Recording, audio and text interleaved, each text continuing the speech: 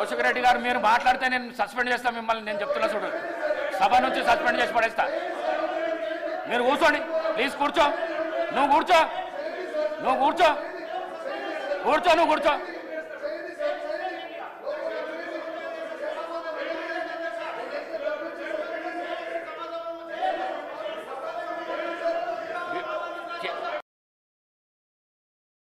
ఆత్మకమైనటువంటి దూరదృష్టితో కూడుకున్నది అధ్యక్ష. తెలంగాణ ప్రభుత్వంలో బలంగా కృషి చేయడం జరుగుతుంది సార్. ఈ దేశంలో ముఖ్యంగా ఈ దేశంలో అక్షరాస్యత 1947లో చూసినప్పుడు 12% ఉండే సార్. కానీ ఇప్పుడు 77% మరి ఈ యొక్క అక్షరాస్యత పెరగడానికి వివిధ సందర్భాల్లో కాంగ్రెస్ ప్రభుత్వం తీసుకున్నటువంటి గొప్ప గొప్ప మార్పులు ఈ యొక్క అక్షరాస్యత పెరగడానికి కారణమైంది అధ్యక్ష. వేల ఏండ్ల వెలివేతకు వేలి ముద్ర సాక్ష్యం అన్నట్లుగా దేశంలో విద్య పొందే అవకాశం అందరికీ రాలేదు. తరతరాలుగా కొన్ని వర్గాలకే విద్య పరిమితమైంది.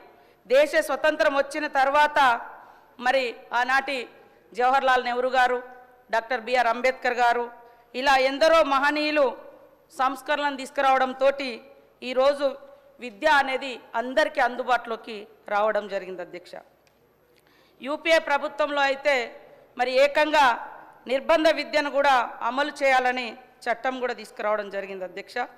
కాబట్టి ఈరోజు మనం చూస్తే తరతరాలుగా దేశంలో విద్యాపరంగా నెలకొన్నటువంటి వివక్షతను రూపుమాపేందుకు మరి గతంలో తీసుకున్నటువంటి అనేక గొప్ప సంస్కరణలతో పాటు ఈరోజు ప్రజాప్రభుత్వం వచ్చిన వెంటనే అనేక రంగాల్లో అనేక రూపాల్లో మరి వెంటాడినటువంటి ఇబ్బందులను తొలగించి ఒక నాణ్యమైనటువంటి విద్యను విద్యార్థులకు అందించి ఈ దేశ భవిష్యత్తును తరగతి గదుల్లోనే ఉంటుంది అనడానికి నిదర్శనంగా ఏదైతే బడులు ఉంటాయో ఆ బడులను గొప్పగా తీర్చిదిద్దాలనేటువంటి లక్ష్యంతో మన ప్రభుత్వం పనిచేస్తుంది అధ్యక్ష.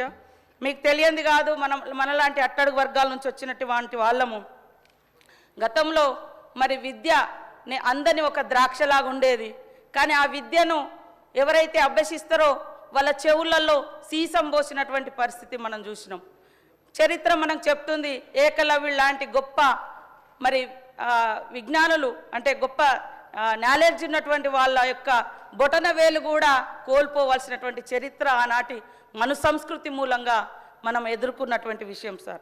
ఐకాన్ ఆఫ్ నాలెడ్జ్ అంటే అంబేద్కర్ గారు. ఈ యొక్క గొప్ప ప్రజాస్వామ్యాన్ని ఇవాళ మనం అనుభవిస్తున్నామంటే, రాజ్యాంగం మనకి ఇంత గొప్ప హక్కులు ఇచ్చిందంటే దానికి మరి కారణమైనటువంటి ఒక దళిత బిడ్డ ఈరోజు ఇంత గొప్ప రాజ్యాంగాన్ని రచించినటువంటి వ్యక్తి మహనీయుడు డాక్టర్ బిఆర్ అంబేద్కర్ గారు.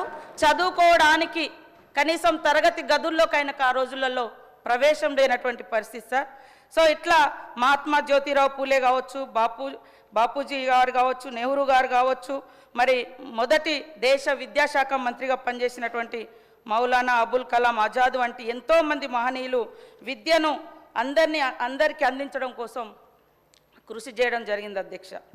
ఈరోజు మన ప్రభుత్వం వచ్చే నాటికి మరి అందరికీ తెలుసు, కిటికీలు పలిగిపోయి డోర్లు విరిగిపోయి మరి కప్పులు కింద పడుతూ బాత్రూమ్ లేక ఇట్లా అనేక సమస్యలతోటి సంక్షోభంలో కూరుకుపోయినటువంటి విద్యా వ్యవస్థ మీద సీఎం రేవంత్ రెడ్డి గారు మరి ప్రత్యేకంగా ఆ శాఖ ద్వారా వారు కొన్ని మౌలికమైనటువంటి మార్పులు తీసుకురావడం కోసం కృషి చేయడం జరుగుతూ ఉంది సార్.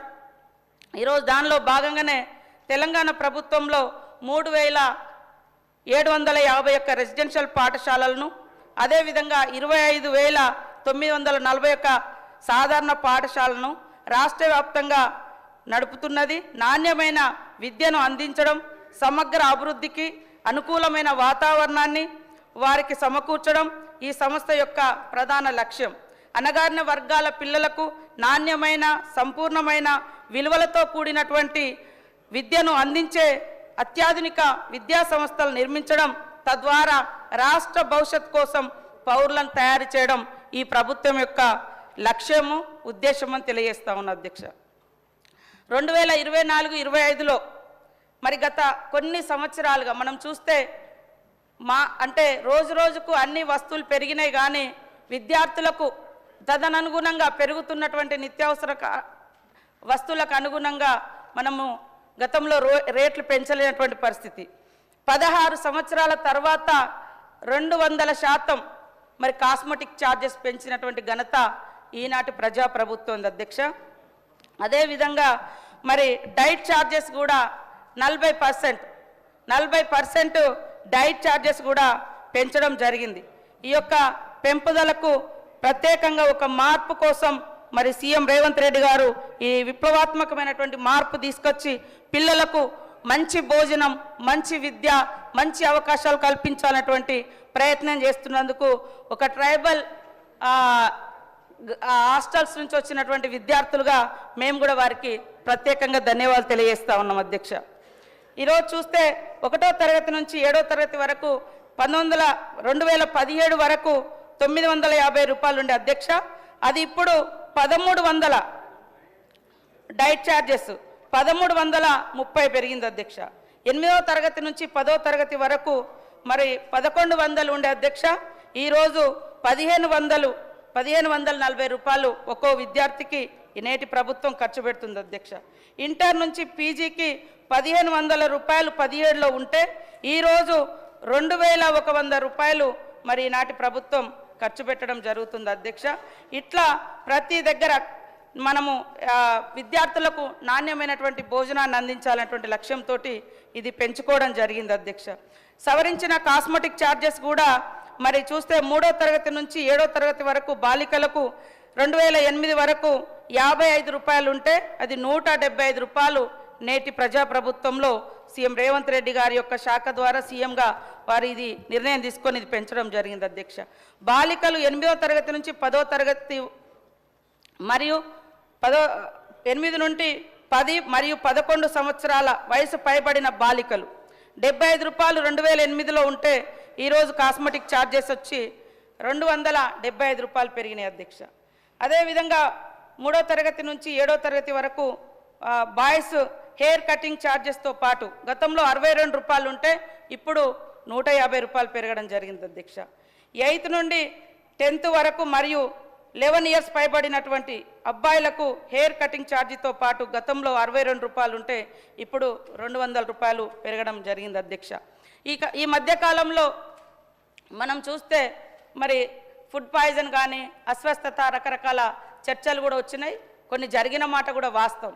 అయితే ఇది ఈ ప్రజాప్రభుత్వం వచ్చినాకనే జరిగిందనేది అవాస్తవం.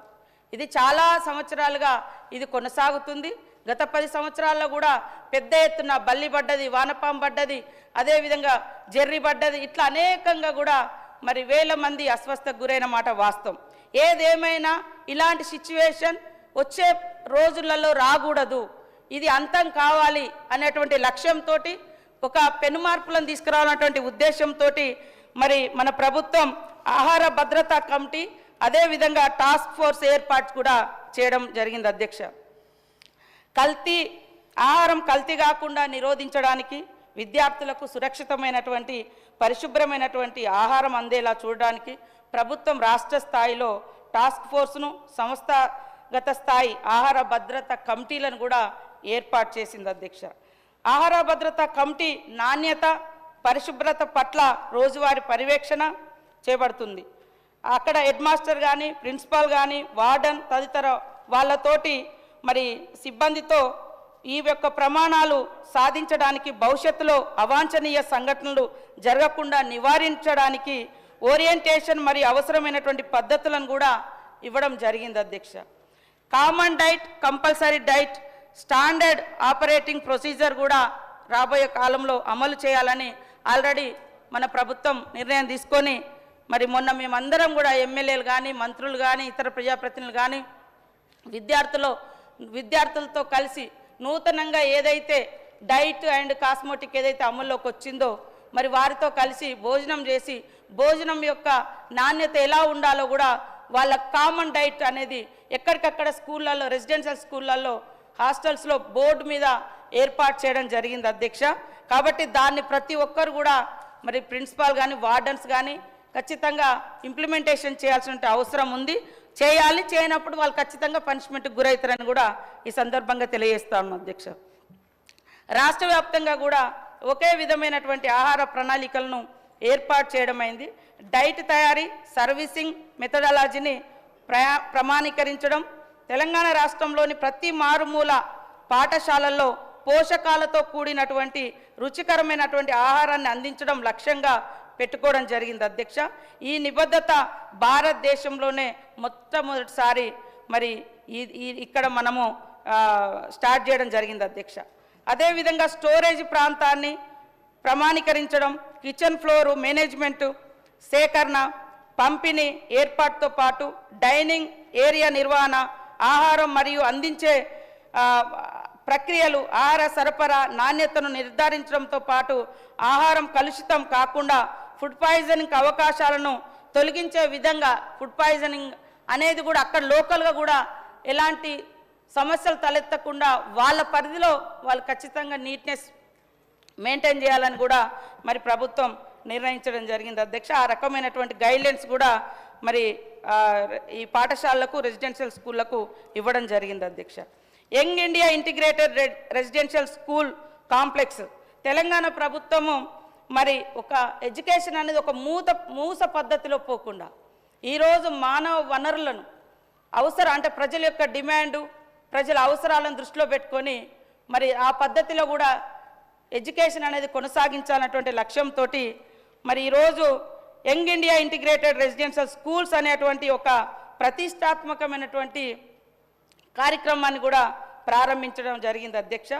అదేవిధంగా మీకు తెలుసు మరి స్కిల్ ఇండియా, ఈ యంగ్ స్కిల్ ఇండియా యూనివర్సిటీని కూడా మనం ప్రారంభించుకున్నాం. అదేవిధంగా ఈ స్కూల్స్ అంతర్జాతీయ ప్రమాణాలతో అభివృద్ధి చేయబడుతున్న ఏకైక సంపూర్ణ కాంప్లెక్స్లో వివిధ సొసైటీల కింద నిర్వహించబడుతున్న రెసిడెన్షియల్ పాఠశాలలను సమ్మిళితం చేయడానికి ప్రయత్నిస్తున్న ఒక ప్రతిష్టాత్మకమైనటువంటి దూరదృష్టితో కూడుకున్నది అధ్యక్ష. తెలంగాణ ప్రభుత్వం 24-25లో మరి ఈ సంవత్సరంలో 54 యంగ్ ఇండియా ఇంటిగ్రేటెడ్ రెసిడెన్షియల్ పాఠశాలను మంజూరు చేయడం జరిగింది. ఆ పాఠశాలల నిర్మాణం కోసం 2,500 కోట్లను కూడా మరి మన ప్రభుత్వం ఆల్రెడీ కేటాయించడం జరిగింది అధ్యక్ష. మరి ప్రభుత్వం వచ్చి రాగానే చాలా సమస్యలతో ఇబ్బంది పడుతున్నటువంటి స్కూళ్లను రిపేర్ చేయాలి, వాళ్లకు మౌలిక సదుపాయాలు కల్పించాలన్నటువంటి లక్ష్యంతో సీఎం రేవంత్ రెడ్డి గారు అమ్మ ఆదర్శ పాఠశాలను కూడా కమిటీలను కూడా ఏర్పాటు చేయడం జరిగింది. దాంట్లో ప్రధానంగా మహిళా గ్రూప్ సభ్యులతోటి ఆయా గ్రామాలలో ఉండేటువంటి పాఠశాల స్కూళ్ళల్లో అక్కడ లోకల్ ఎస్హెచ్సి గ్రూప్ మెంబర్స్ తోటి కమిటీస్ కూడా నిర్మించడం జరిగింది అధ్యక్ష. ఆ కమిటీల ద్వారా దాదాపుగా రాష్ట్రంలో 25,941 ప్రభుత్వ పాఠశాలలు, 495 కేజీబీలో అత్యవసర పనుల నిర్వహణ కోసం మరి డబ్బులు కేటాయించి పనులను చేపట్టడం జరిగింది అధ్యక్ష.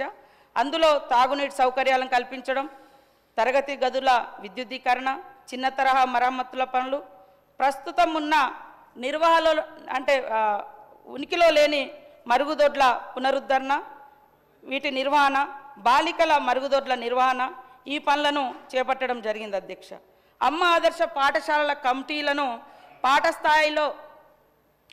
పాఠశాల స్థాయి స్కూళ్ళలో అక్కడ లోకల్గా ఉండేటువంటి మెంబర్స్ తోటి మరి నిర్మాణం చేయడం జరిగింది. లోకల్ వాళ్ళే పాఠశాల కమిటీలకు గ్రామ సంస్థ, ప్రాంతీయ స్థాయి సమైక్య అధ్యక్షుడు, చైర్పర్సన్గా ఉండేటట్టుగా నిర్ణయించడం జరిగింది అధ్యక్ష. 14,737 పాఠశాలల అత్యవసర నిర్వహణ పనులు పూర్తయ్యాయి. అమ్మ ఆదర్శ పాఠశాలల కింద 657,9,00,000 రూపాయలను ఈ యొక్క పునరుద్ధరణ, ఈ రిపేర్స్, వీటన్నిటి కోసం కూడా మరి కేటాయించి పని చేయించడం జరిగింది అధ్యక్ష.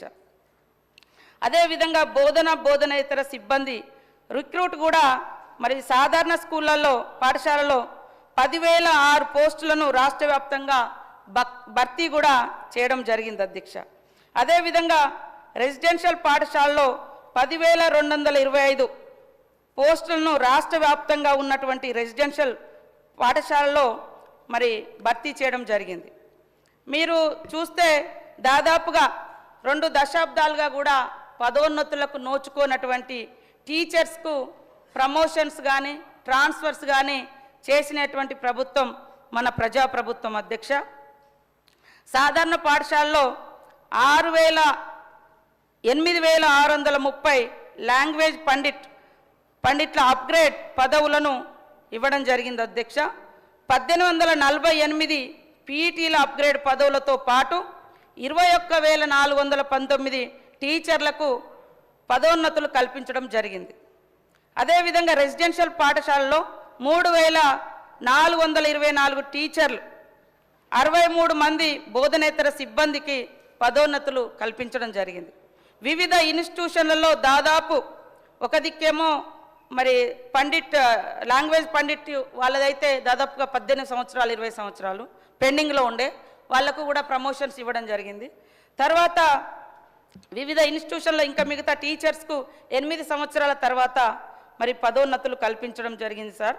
దీని మూలంగా వాళ్ళందరూ కూడా ఇంకా ఉత్సాహంగా పనిచేసి మానసికంగా మేము అవకాశం ఉన్నా కూడా మాకు ప్రమోషన్స్ రాలే, అవకాశాలు ఉన్నా కూడా మరి ఒకే చోట చాలా ఏళ్ళుగా పనిచేసినటువంటి వాళ్ళని కూడా కొంత ట్రాన్స్ఫర్స్ కూడా చేసి వాళ్ళ యొక్క ఆత్మస్థైర్యాన్ని అదేవిధంగా వాళ్ళలో ఒక ఉత్సాహాన్ని నింపడం కూడా జరిగింది అధ్యక్ష.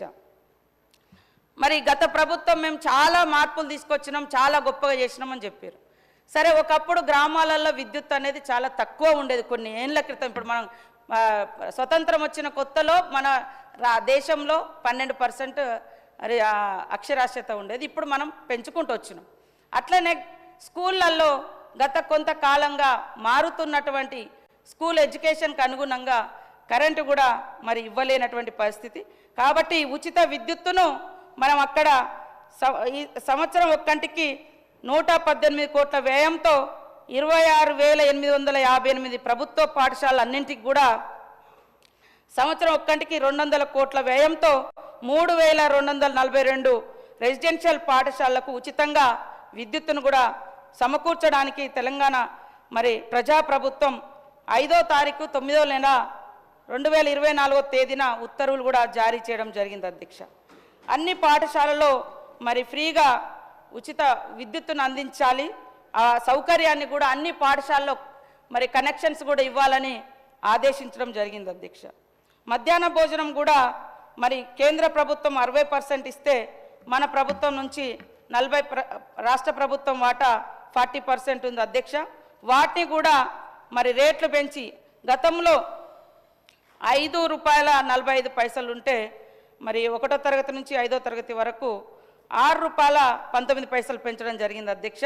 అదేవిధంగా ₹8.17 ఉన్నటువంటి మరి 8వ తరగతి నుంచి 9వ తరగతి వరకు 6th నుంచి 8th వరకు ₹9.28 పెంచడం జరిగింది అధ్యక్ష. 8 నుంచి ₹9.28 పెంచడం జరిగింది. ₹10 ఉన్నటువంటి ఇంటర్ వాళ్ళది ₹10.67 ఉన్నటువంటి మరి మధ్యాహ్న భోజన పథకంలో ఖర్చును ₹17.78కు గుడ్డు ధరతో సహా మరి వంట